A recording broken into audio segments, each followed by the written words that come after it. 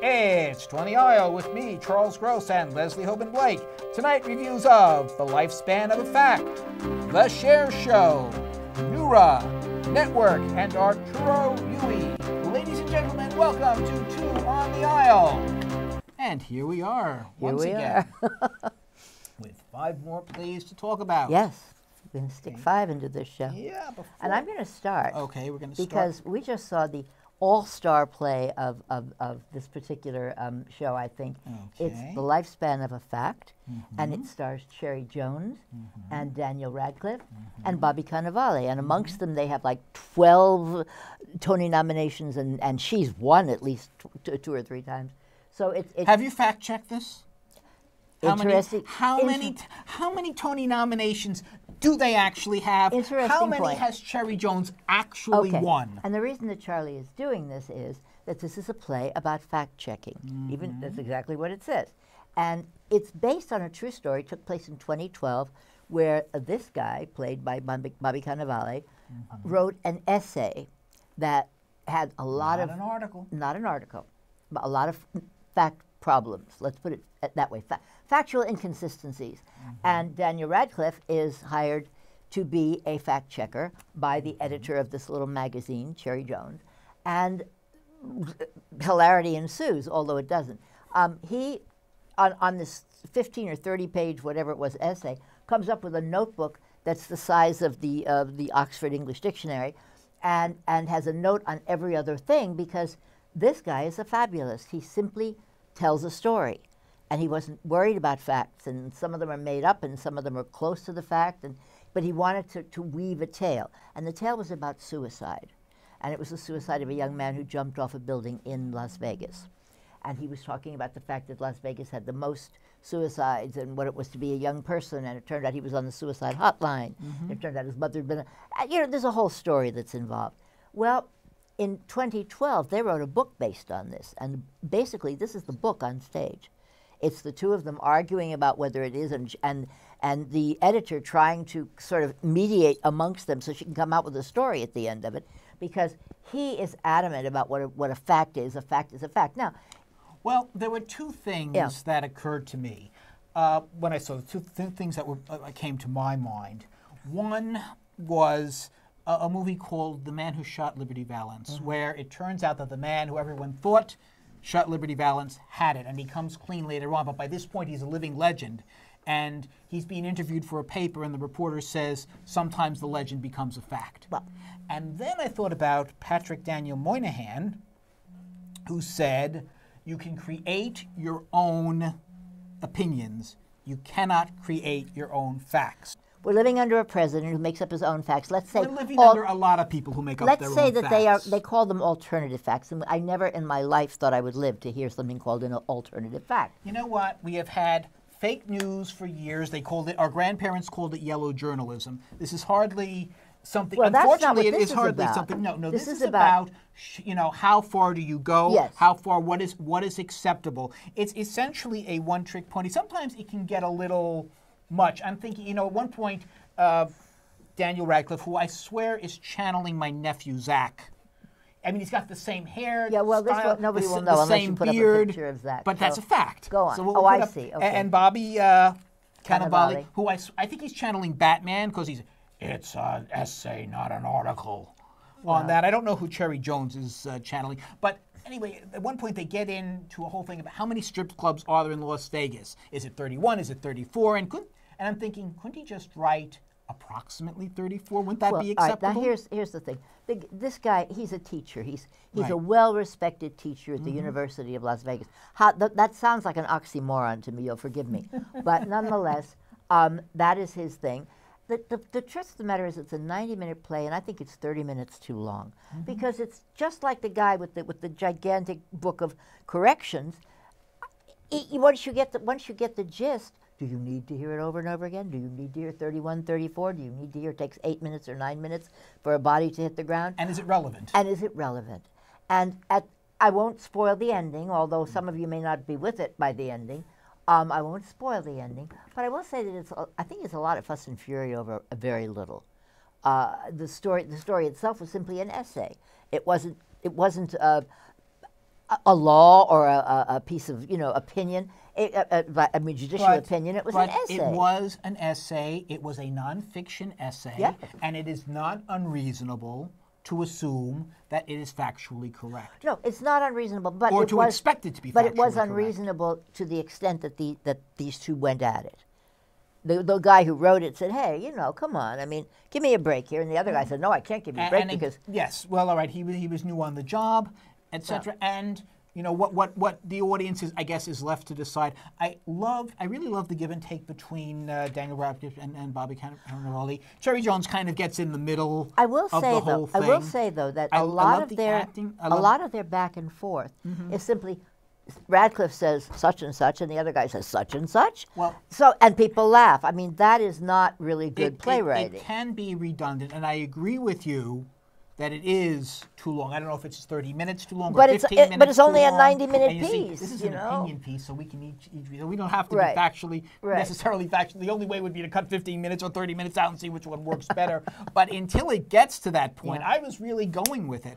I was enjoying the give and take, although sometimes I say, come on, just say approximately or, here's the roughly or something. I know, then you're on safe ground. But this guy is not on safe ground. That's the whole point. He's edgy, so he would never do that. That's the I forgot. Well, apparently he thought it was all right. It wasn't so much that he just happened to be embellishing. He thought it was okay. Again, the Bobby Cannavale character thought it is okay to make up your own facts. I was highly disappointed by this piece. I had expectations from the three people in it, each of whom I have the fondest recollections of different things that they've done, and I have the greatest admiration for them. And I was disappointed by each and every one of them, by the didacticism of Radcliffe, by the kind of sitting back in her chair of Cherry Jones, and by the obstinateness of, in a different way, of Bobby Cannavale, and just keeping on and not being able to say, okay, we'll put it in approximately. Yeah. So, and of course, they're based on real people, and this is what the real people did.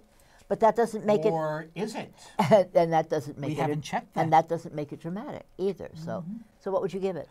I thought this was going to be like 4. Yeah. But I'm coming closer because it couldn't quite see it through to the end. I think I'd have to say 3.5. And I did like the performances a little better than well, it's not. It's just that they were Daniel one Radcliffe note. Makes an excellent Zach. They were just one. Fine, tell Zach that. It's funny because I have a nephew named Zach also. Let's say that it's. I will agree with you on 3.5. Okay. And that they were just one-note performances, which because it was a one-note script. performance, a one-note play. Yeah. But somehow they embellished it enough to pull it off. All right. And that now, is our fact. Now this is the Cher Show. It's about guess who? Yeah, and when I found out that there were going to be 3 women playing Cher, I'm thinking, oh, didn't they have 3 Donna Summers? And we all know how that turned out. Well, I will say that certainly the costumes in the Cher Show you're are going to go right for the better costumes, huh? than Donna Summer. Right for the costumes. Well, Donna Summer was in pantsuits for the half. All 3 Donnas were in pantsuits for half the play. A much more elaborate play. And they were designed by Bob Mackie, who was Cher's designer. And who plays a character in this. Who is portrayed in the play. And I don't think he was quite as over the top as he's being portrayed. But that's another story. That's when we see the Bob Mackie musical. Yes. This is about Cher, and not surprisingly, it's Cher's life. A good portion of the play is her relationship with Sonny Bono, how they came up together, how he basically discovered her and put their act and was the brains and the motivation behind it, and how eventually... In the beginning, and how eventually he just became so domineering that she felt she had to leave him. And she didn't need him anymore. She knew how to do everything by then. Well, actually, no, she didn't, because they re-teamed up briefly. Well, but ultimately she didn't. It wasn't that she didn't know how to do it. It was that the audiences didn't accept her without him. That's a different story. Well, but ultimately they did. Yes, ultimately they ultimately. did, but it took the second time around for But her well, to establish again herself. and again, here let's get in. I don't know what I didn't fact check this play, but according to the play, she was having trouble handling the production and everything, and that's one of the reasons she needed him to come back. There's a beginning part where it's Cher and her mother, and Cher is still Cheryl Circassian, a nice young Armenian girl who is very insecure. And they go to the Grauman's Chinese Theater and they see Snow White. Cinderella, thank you. And she comes out singing whatever song she's singing. A wish is a dream. A dream is a wish A the dream is a heart wish the makes. heart makes. Yes. And yeah, it was Cinderella. And she finds her voice, and she enters contests and she wins contests, and her mother helps her do this. And then Sonny meets her. It's not just like boom, Sonny meets her. Right. But so there's the young, very young Cher, Right. who then plays And the with mother Sonny. is Emily Skinner. Yes, Emily Skinner, who was in Sideshow, among other things. Right. And and again, this is a fact we have to confirm. Is she the one who played? I think so. I think so, too. There's one scene where one of the Chers is talking to Lucille Ball, and the other Chers say, "No, this really happened. This is actually true." And it's not credited to any of the actors, Right. but we think it has to be Emily Skinner. We believe it was Emily Skinner. Good job. Who did a wonderful job in both yes. in both parts. And the three Chers are the star. the babe. We'll start with sorry, the babe, the babe. Michaela Diamond, and then the lady who's in between is Teal Wicks, Right. and then the star is Stephanie J. Block. And they kind of and it's not like the first part of the play has one. They're all together, or Well, it starts out with it starts out with the the older babe, woman but comes then out and says, "I'm going to tell you about my life." They life." will come in and they will talk to the young. They will interface with each other. At one point, Babe break is the trying fourth wall and they break the trying, third and wall. one of them just says, "Okay, move aside. I'll handle it from here." Right. Well, that's the way she changes from the lady to the star, or from the babe to the lady, whichever one it was. Yeah. Right. But- But it's not. It's more kind of forced. It's not organic Oh, necessarily. that was as organic as it was going to get. Here's the deal.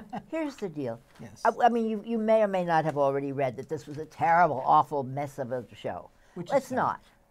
The second act is. But the first act is kind of good. And the first act has all the interesting stuff. It's got Sonny and Cher. Right. And then it's got Sonny Cher leaving Cher.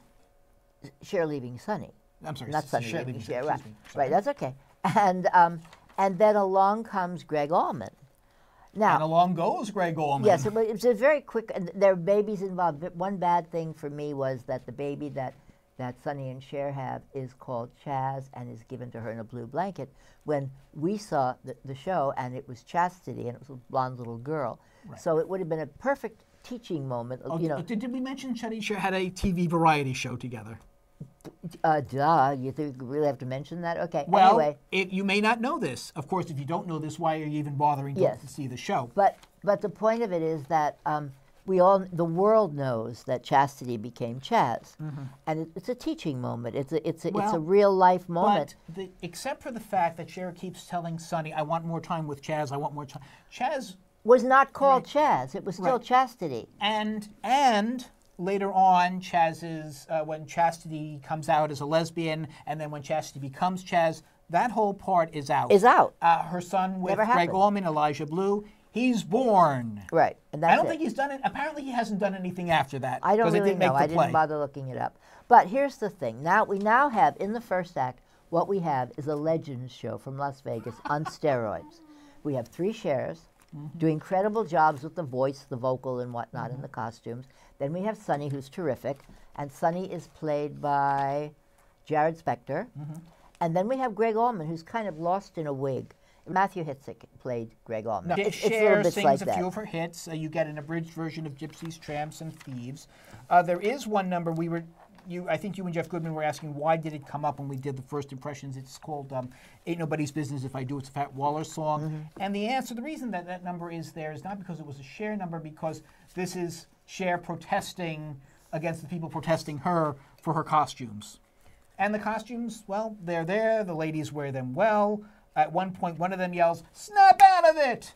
Yes, from Moonstruck, yes. And does not do it anywhere near as well as Cher. No. Personally, I've always liked Cher better as an actress than as a singer. This woman has been in front of us for over 50 years, close to 60.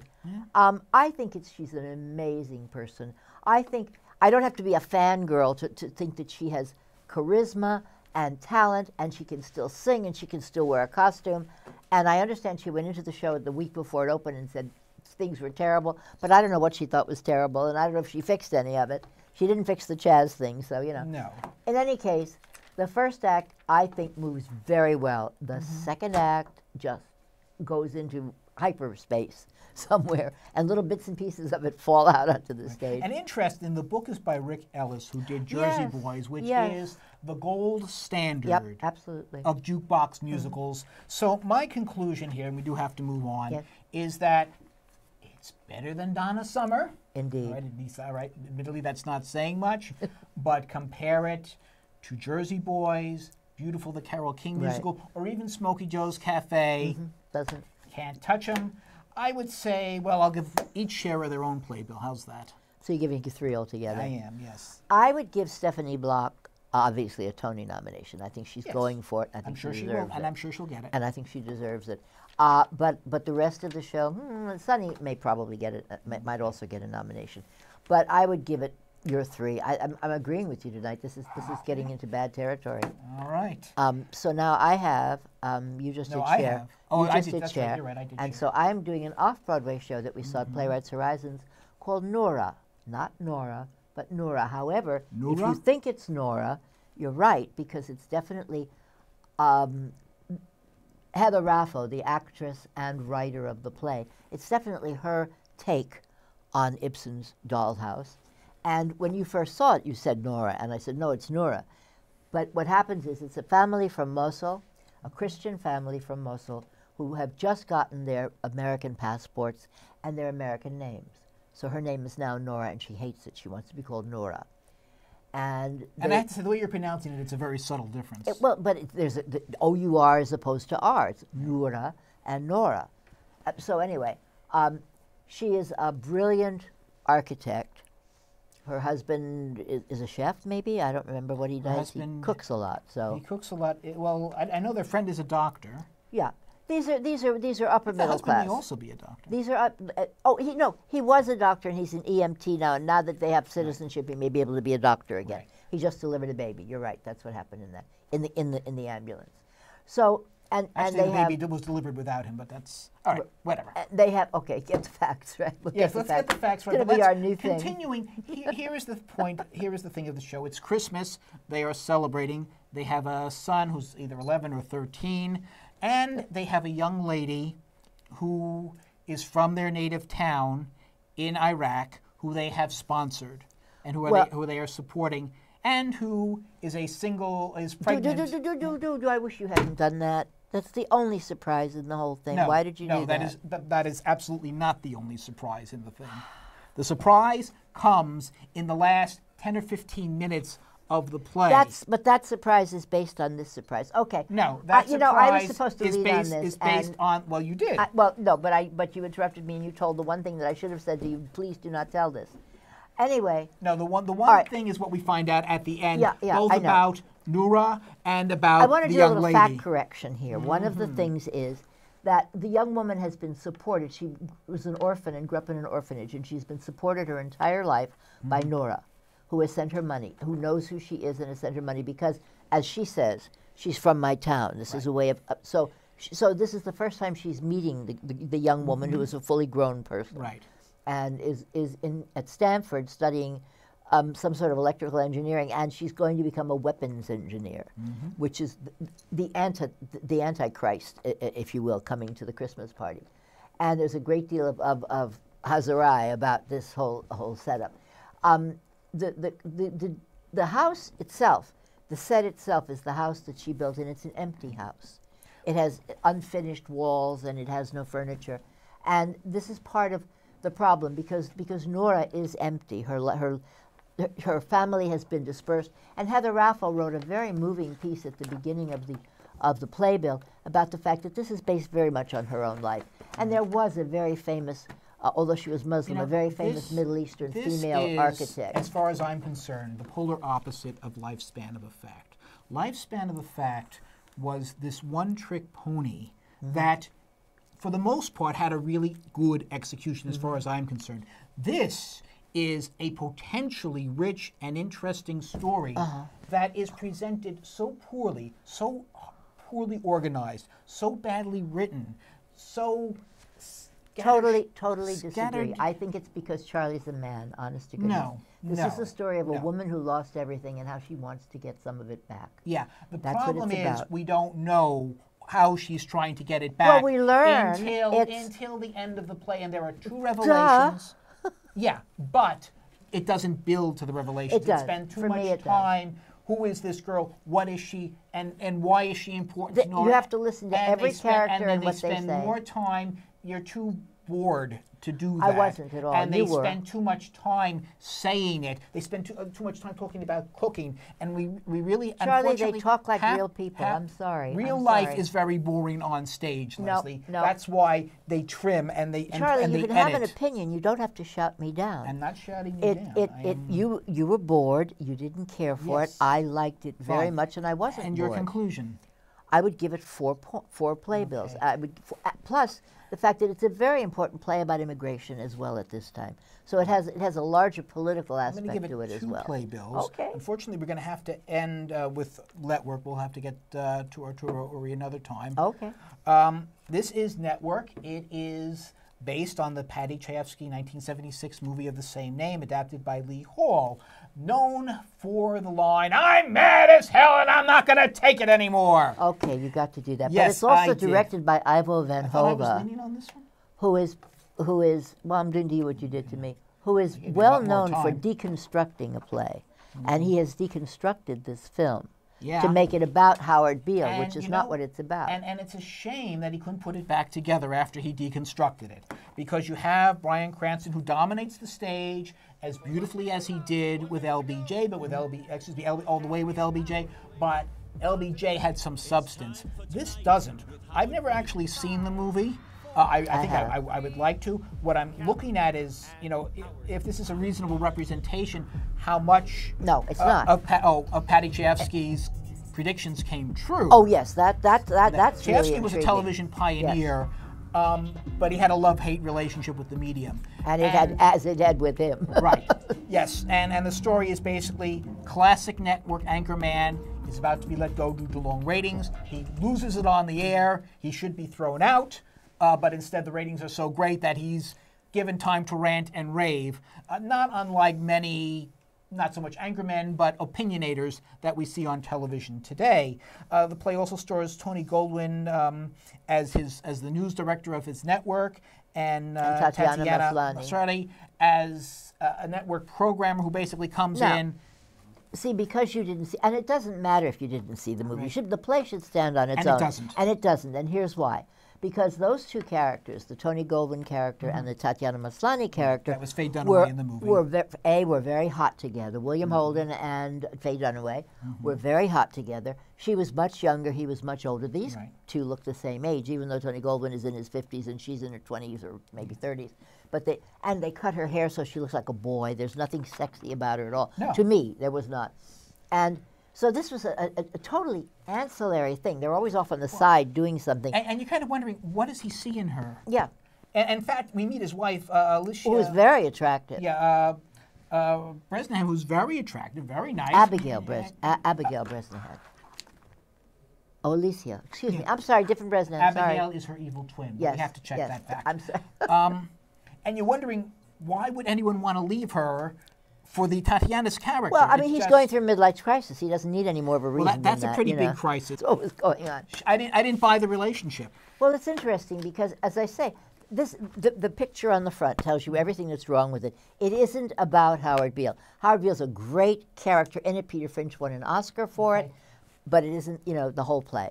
So and they're bright lights and a lot of, schmooze. A lot of multimedia. They have cameras on stage Gave my and sister screens. such a headache. You see a lot of it on a big television screen, and again, certainly relevant. Yeah. An Yeah, interesting more so than- flip side to lifespan. More so than one would have thought, given its age. Again, Chayefsky really Very much so, had the very number down, prophetic. but not a very good presentation, and I can only give it 2.5, maybe 3 playbills. I'd give it 3. I'd give it 3 for Bryan Okay. Cranston, basically. Fair enough.